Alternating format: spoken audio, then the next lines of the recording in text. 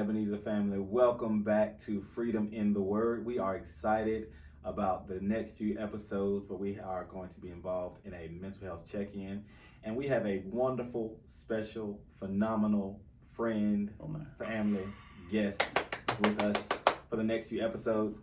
Pastor Thomas the infamous Farrow Jr. Oh my goodness. Rita Memorial Baptist Church here in Charlotte, North Carolina. Pastor Farrow, welcome. Welcome back. Bless you all. It's good to be at my home away from home. I don't think there's a church I frequent more outside of my own in Charlotte than Ebenezer. So it's good to be here. Shout out to your illustrious pastor, your wonderful staff, great members. Always good to be here. Wonderful. And we appreciate you coming back. Always, yeah. Mm-hmm. As you all remember, Pastor Farrow was with us at the beginning of the year as we talked about so many different unconventional occupations and so many different things. So if you don't recall, go back and what was the name of the archives. I really don't remember. What was it? I'm a Christian. Oh, but. Yeah, okay, that's right. Yeah. So we welcome Thomas Farrow back with us, and so we just want to talk the next few segments about just a mental health check-in. First of all, I'm going to ask you, because this is kind of a professional aspect for you that many people do not know. Talk to us about your background and how this kind of ties in. Yes, that's correct. So my background is threefold. So outside of business and divinity, I do have a master's in mental health counseling. Wow. I never would have imagined that the Lord would have called me to actually pastor at such a young age. So, but it ties together though, right? Yeah, well, that's what I found out. So prior to this, I going into pastoring, I was preparing. I was going to be a professional clinician and therapist, and the Lord called me to pastor a church. And at first I thought I'm going to, One time I thought I was going in a different direction. Now I'm like, okay, that was preparation for them and for me. Yeah, for both of us. Absolutely. Yeah. So now this is something that's near and dear to me. So the Bible tells us, and part of the Shema, Deuteronomy 6:4, hear, O Israel, the Lord your God is one God. Love him with your heart, mind, and soul. Yes. And then Jesus picks that up in the New Testament in terms of we are to love God with our heart, mind, soul, and strength.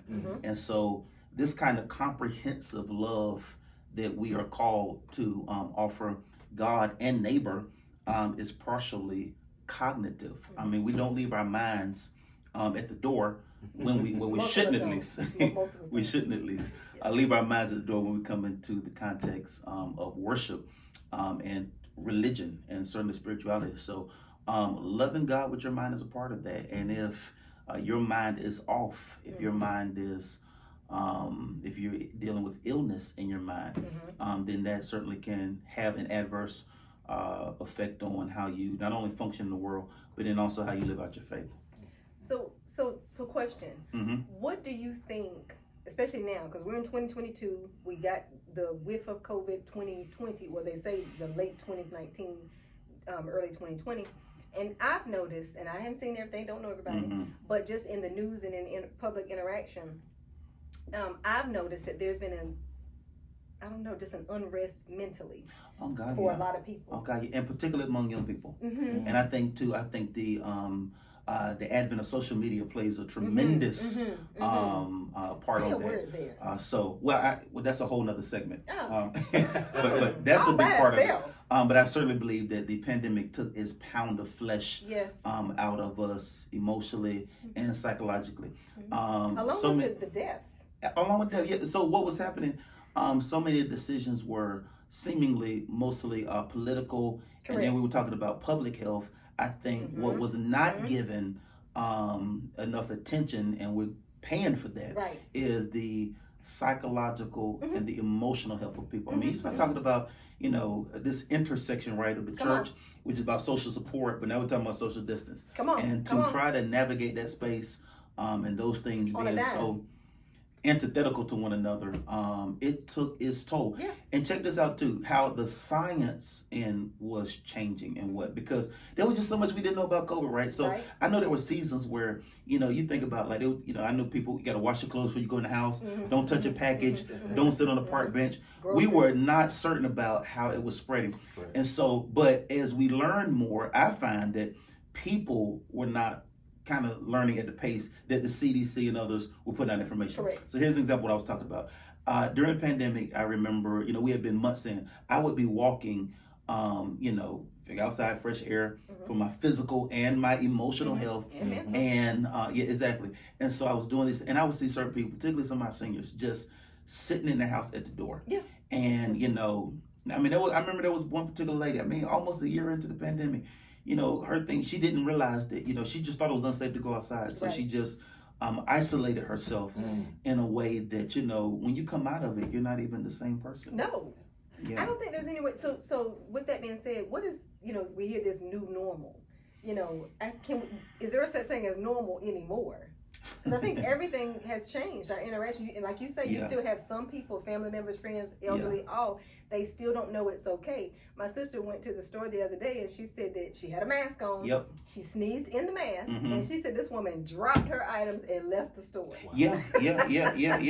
Hey, when we started opening up our churches, look, some people were traumatized. I saw some people who didn't even sit through worship because they were so, just antsy and anxiety. And all of this is just something that was there before the pandemic. It's been exasperated. And your question is it a new normal? And what does that look like? We're just not there yet. We're in, I would call, a liminal space. So we are not quite where we were, but we're not where we're going. We're kind of in between in this shadowy gray kind of area in terms of, what's apropos, And next year's going to look different. It's probably going to look different. Right now you go to a restaurant, put your mask on, to walk from here to there, then sit down take it off. and eat and cackle. And it's like, okay, what are we doing here? Right. We find out somebody dies.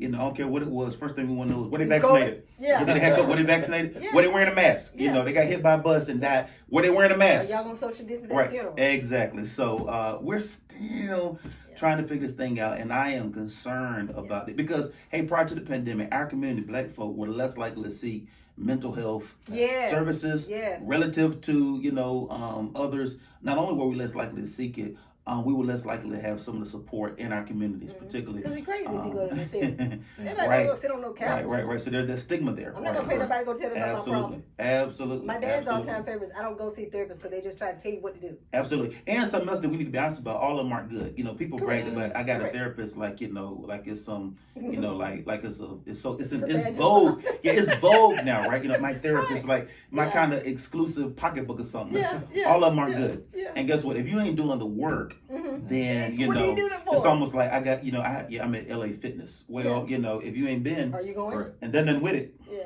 you got a great membership, right? Well, let me tell you, I'm paying for Planet Fitness and I don't go, so I understand. It's only as good as the extent to which you. Here's what we like to say: do the work. Are you doing the work? Yeah. So Pastor Farrell, I'm so glad that you agreed to come on, and so we look forward. We have a few more segments with you. We've got this brief introduction to you guys. He's here to let's just do the mental health check-in. Where are you? How are you feeling? Are you okay? And it's okay to not be okay. Absolutely. Right? Absolutely. So I'm certainly just looking forward to this this conversation, maybe a friendly banter here and there. But I'm totally. And I got some stuff to say about crazy that we're going to get to in the next segment. I hope we can start that because I want to talk about crazy and the proliferation of it. Call me crazy. Yeah, and the proliferation of it, particularly in the church. I got some thoughts on that, so I look forward to coming back. Ebenezer family, we're certainly looking forward to the next few episodes. In the meantime, please like, comment, share, please, and we'll see you on next week's episode. I'm Minister Lonnie Harris. I am Minister Sherry Knotts. I'm him, Pastor Farrell, the old guy, old buddy from across the way. We'll see you next time. God bless you. Amen.